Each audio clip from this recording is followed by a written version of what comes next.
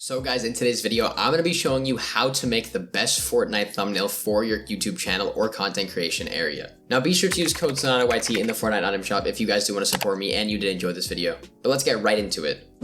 So initially, to start off, you guys are definitely going to want to install Photopea, which is the software that I'm going to be using in this video. I use it for all of my thumbnails and it's basically just a Photoshop knockoff for free. You're just going to want to search up Photopea, go to the website and then click more, and then you're going to go to install Photopea and then complete the basic installation to install the Photopea app on your computer. So then once you have Photopea installed, you're going to want to open the software and we're going to get started with creating the thumbnail. So the first thing you're going to want to do is click file and then create a new project type. Now for YouTube thumbnails, I would highly recommend that you guys do 1920 by 1080. All you're going to do is type that resolution in here, making sure that the width is 1920 and then making sure that the height is 1080.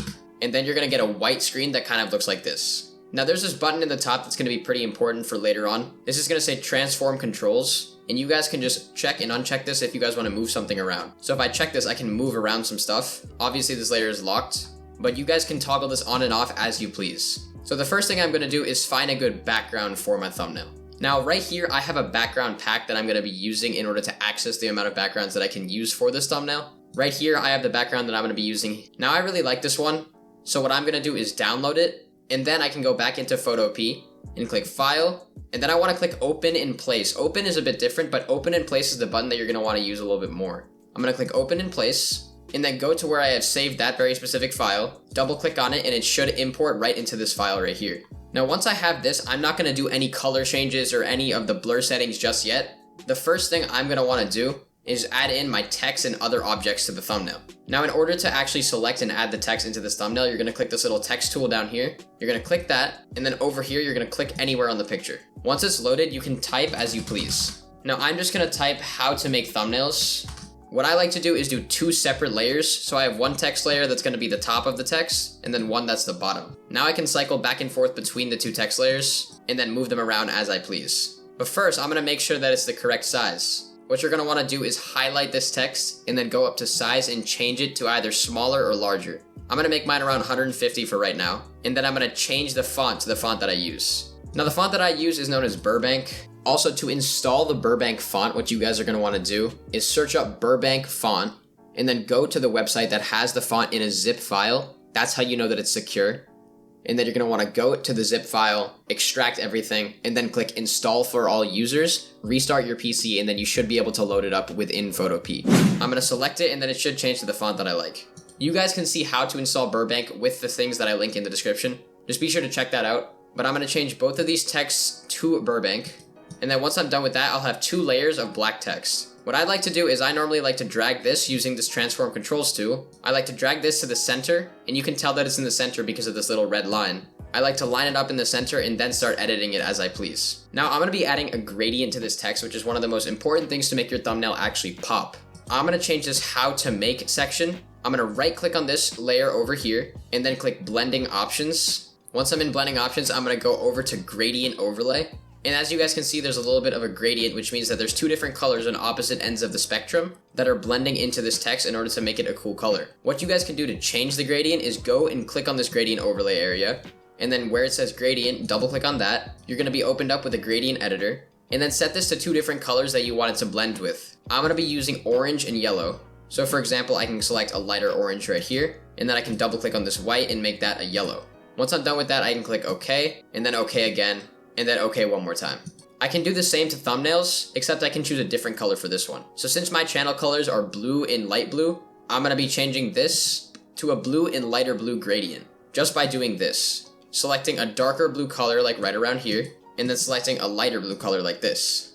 Then I'll click OK and OK again. Now that my gradients are set, I'm pretty much done with all of the color of the text. However, I like to add a small little detail into this thumbnail that'll make the text pop a little bit more. What I'll do is right click on the thumbnail section of the text, go back into the blending options, and then rather than going to gradient overlay, I'm going to go to what's called satin. I'm going to go to this, make sure that it's checked, and instead of the satin being black, I'm going to change it to white. Once it's white, I'll click OK. And then to make it look more normal, instead of blend mode being multiply, I'm going to put blend mode on normal. And then you can experiment around. Obviously, you see what this does is adds a little bit of a wave into the middle of the text. I'm going to make the size right around here, lower the opacity a little bit, and then change the distance to around somewhere like 67, 55 area, somewhere around there.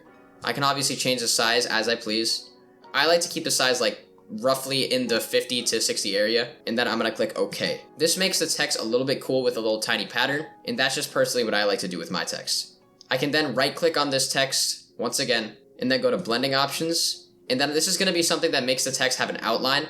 I'm gonna go to drop shadow, be sure to click on that little area, and then first I'm gonna be changing the blend mode to normal. I'm gonna turn the opacity all the way up, and I'm gonna make sure to change the angle to 90. Now once I'm here, I'm just going to be messing with these three settings, which is distance, spread, and size. Now my spread is going to be at the max, which is 100, and my size is going to be a bit smaller around, I'd like to leave it around 10, maybe 8, and then lower my distance to somewhere around 7. Sometimes I like to lower my size area, and then lower the distance as well. I think for this thumbnail, I'm going to keep these settings, which is the distance being 5, the spread being 100, and then the size being 7. Now after that, I'm going to click OK, and I'm pretty much done with that part of the text. I can do the same thing by right-clicking on the how to make, clicking blending options, and then clicking drop shadow again, which adds drop shadow to this part of the text as well. And then I think that I'm going to be making this text a little bit bigger, with the top part being around 200 size, and then the thumbnails part being around 180. Now once I'm done with that, I'm going to piece together this text area. With how to make, I'm going to put it in the middle and center it, and then with the thumbnail section, I'm also going to center that. As a matter of fact, I'm going to turn this size up a little bit more, maybe to around 190. Be sure to center that once again. And then I'm going to do something that merges the text layer into one text bubble. I'm going to right click on thumbnails and then go down to this setting which says merge down. I click on merge down, and now I can move this text around as its own separate unit. When you're moving stuff around, make sure to have this move tool selected. For now, I'm just going to leave this text at the top of the screen right here. I can obviously click transform controls and make this smaller or larger as I please. But for now, I'm just going to keep it at the size that I set it to. Now I can leave this text over here or over here, pretty much anywhere I want. And then we can focus on other stuff like the renders that I'm going to be adding to this thumbnail. So as I leave the text over here, I'm going to hide it by clicking this little I button. And now let's get into actually adding the renders to this thumbnail. Now for me, I personally have my own render pack with my own renders because I have my own set Fortnite skin. However, for you guys, if you want to use various different skins, you can go back into this Google Drive of render packs, which I'm going to be linking in the description just to you guys. This is RaxoFX's. This is a really good one, and I'll give credit to all those who deserve it for the background and for the render pack. Now you can find tons of skins here that you can import into your thumbnails. You just have to edit them to your specific thumbnail. And I would highly recommend this render pack if you guys are interested. But since I do have my own render pack, I'm going to be using my renders, and I'm going to be using this very specific one right here. Now I'll drag that render in, and once it's here, I'm going to position it in a part of the picture that I actually like. I'm going to click the move tool and then move it over to this side. I'm going to make it a little bit smaller simply because it's taking up a lot of the screen, and I'm going to drag it a little bit off screen to make room for my text. Now in order to make this render look a little bit better, I'm going to be adding two things, which is a drop shadow and an outer glow. I'm going to click blending options, then go into the drop shadow once again. Initially the drop shadow is going to look like this because this is what it was when we did it on the text. However, I'm going to be changing the settings to make it look a little bit better. I'm going to definitely turn down the spread quite a bit and also turn down the distance. Once I'm done with that, I can either increase or lower the size. I'm going to be lowering the size and also lowering the opacity, just making it pop a tiny bit over the background and not making it too visible. Next, I'm going to be adding an outer glow. So I can click outer glow, and it's going to add a small little area of glow around my character. I can click on the color and then change it to the color that I want, which is going to be blue. I'm then going to click OK, and then I can increase the spread and the size in order to make it bigger or smaller, or fuzzier or more clear. Personally, these are the settings that I prefer. You guys can pause it and look at these settings that I have on screen right now. I like these ones because they make my character pop, but they don't make it too visible to the point where it's blinding. Once I'm done with that, I can exit out of that tab. Be sure to click OK or your changes will not be saved. And next what I'm going to do is I'll drag this character over here a little bit and then bring my text back onto the screen. Now once my text is here, I'm pretty much ready to add my final touches to this thumbnail. Obviously you can move stuff around by selecting the layer and then clicking your mouse onto it and moving it around. The first thing I'm going to add is my little logo up in the corner. If you guys have seen any of my other thumbnails before, I always keep a logo in the top left corner of my thumbnail. Now since this part isn't for everybody, I'm just going to skip over this and then add the logo. Okay, so now that I've added the logo, my character is here, my text is there, and my logo is in the top left corner. I'm going to be continuing on to the next section, which is going to be adding the Photopea logo right around here. Now I have the Photopea logo in my files. I simply downloaded it off of the internet. All you got to pretty much do is search up Photopea logo PNG, and then I'm going to double click on this and then place it into the thumbnail. Now I can drag it around. I'm going to position this in the center of the text, maybe make it a little bit smaller just so that it doesn't drag on too big. And then I'm just going to leave it right there. Next, what I'm going to do is right click on the Photopea logo and then click blending options. I'm going to add a little bit of drop shadow to this. I'm going to go to drop shadow and then increase the spread quite a bit, and then also increase the size just to see exactly how it'll look. And then I'm going to decrease the spread in order to make it a bit less fuzzy. I can experiment with the opacity as I please, but I'm going to leave it around 68 and then turn down the size a little bit more just to make it pop. Then I can click OK, and I can move the Photopea logo around if I want, but since I like it, I'm just going to leave it right around here. Now you guys might be thinking that this thumbnail is missing a couple things. Now it's missing two primary things that I do to all of my thumbnails.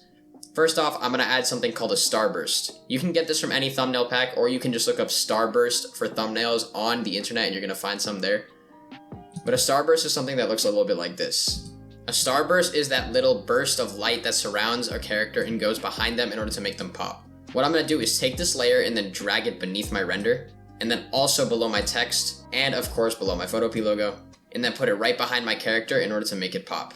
And then my starburst is pretty much done. And now the last big thing that I do to pretty much all of my thumbnails is blur the background a little bit so that the rest of the thumbnail can pop. I'm going to click for the blur tool. I'm going to make this little circle a little bit bigger. Make sure that I have the background selected, and then start blurring it slowly. It's going to ask you to rasterize the object. Be sure to do that. There's no big deal with when that happens. And then once I finish doing that, I'm going to start blurring. I just hold it down and then go in small little S's. This blurs the background, as you guys can see. And then once I've blurred it enough, I'm going to stop and then go back to the move tool. Now there are a couple of things missing from this thumbnail. Some of this stuff is stuff that I designed for myself personally. The first thing is going to be some outer glow on the text. I can go to the text and then I can right click on it and go to blending options once again, and then go to outer glow one last time. And then I can add a blue outer glow, which is what I'm going to be adding, except this time it's going to be a bit lighter blue, maybe somewhere around here. And I'm going to be changing the setting to make the text pop, but not be too blinding as you're looking at it. Now those are the settings for the text outer glow that I'm going to be using, just to make them pop a little bit. And then I'm going to click OK, and then that's pretty much done. Now the final thing is to make sure that the color is actually on point for this thumbnail. Now for that, I have my own little attachment. Now I call this my CC. Basically this is just color correction. I changed the color balance, I changed the vibrance, I also changed the lookup and the photo filter, and then the brightness and contrast, of course. Now this is something that I created myself, and I'm not going to actually release it because it's a very specific thing that my thumbnails have. But what you guys can do by changing the contrast is you can select all the layers, and then you can go into image and then adjustments, and then you can change all of the brightness and contrast right around here. Mess with these as you please, make sure that it's actually appealing to the eye. I'd recommend you just mess with the vibrance, and then you also mess with the brightness and contrast. Anything other than that, you really don't need to change. But I'm just going to take this CC and I'm going to click on, and then it's going to change the color of the thumbnail. As you guys can see, that's a pretty big difference right there. And then once I'm done with this, the thumbnail is pretty much done. The last thing I'm going to do to it is go to the background layer, be sure to right click here, then go to blending options and then select inner shadow. I'm going to make sure that there's no distance, I'm going to make sure the mode is normal, and I'm going to definitely increase the spread a lot, and then increase the size. And then finally, once I'm in this little black thing, decrease the spread quite a bit in order to add a bit of an outer shadow to make the viewer focus on the center of the thumbnail. Then I'm going to click OK, and then the thumbnail is pretty much done. And then once you're done with it, you're going to want to go over to File, click Export As. I'd recommend you export it as JPG, and then turn the quality all the way up to 100, and then click Save, and then you're pretty much done.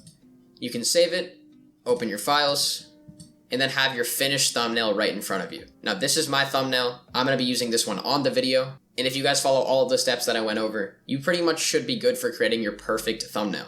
Anyways guys, that is the video on exactly how to make the best Fortnite thumbnail for your YouTube channel. If you guys did enjoy this one, please consider dropping a like and subscribing to the channel down below. I spent a lot of time making this video for you guys, and actually getting all of the footage of me installing Photopea, installing the fonts, doing all of that stuff. So if you liked all that, be sure to drop a like and sub. But that's about it for this video guys. Be sure to like and subscribe to the channel, and I will see you all in the next video.